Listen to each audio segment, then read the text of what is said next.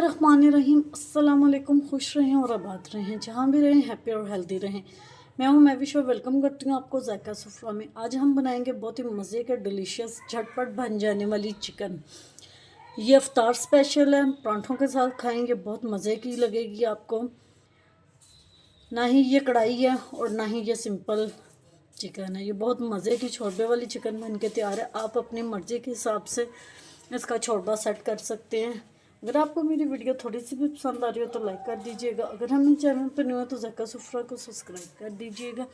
आइए इस मज़ेदार सी रेसिपी को बनाना शुरू करते हैं।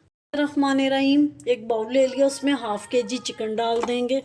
इसको मैंने सिरके वाले पानी से अच्छी तरह वॉश कर लिया। अब इसमें हम मसाले डालेंगे। 1 टेबल स्पून नमक, 1 टेबल स्पून मिर्चें, हाफ़ टी स्पून हल्दी, 1 टेबल स्पून धनिया पाउडर और 1 टीस्पून कश्मीरी मिर्चें वो डाल देंगे। 1 कप अच्छी तरह फिटा हुआ दही डाल देंगे। अच्छी तरह इसको मिक्स करके 10 से 15 मिनट रेस्ट देंगे। अगर आपके पास टाइम है तो आप ओवरनाइट भी इसको फ्रिज में रख सकते हैं, जिससे बहुत जूसी और मज़े की बनेगी। 2 मैंने प्याज ले लिए, 4 मैंने टमाटर ले लिए, 7 से 8 अदद जवे लहसुन के ले लिए हैं, 2 इंच का टुकड़ा अदरक का ले लिया, थोड़ा सा हरा धनिया ले लिया।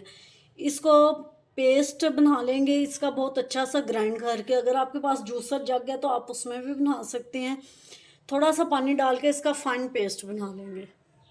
बिस्मिल्लाहिर्रहमानिर्रहीम। एक कढ़ाई ले लेंगे, 1 कप कुकिंग ऑयल डाल देंगे। जो चिकन मैंने मैरिनेट की हुई थी, रखी हुई थी, वो डाल देंगे इसमें। जी चिकन हमारी पक रही है और जो हमने मसाला एक रेडी किया था वो इसमें डाल देंगे।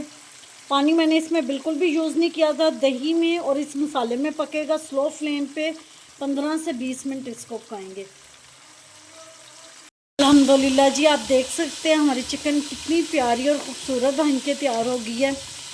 आप इसका सालन, इसकी ग्रेवी, इसका शोरबा अपनी मर्ज़ी से और जितने आपके घर के अफराद हैं उस हिसाब से आप सेट कर सकते हैं।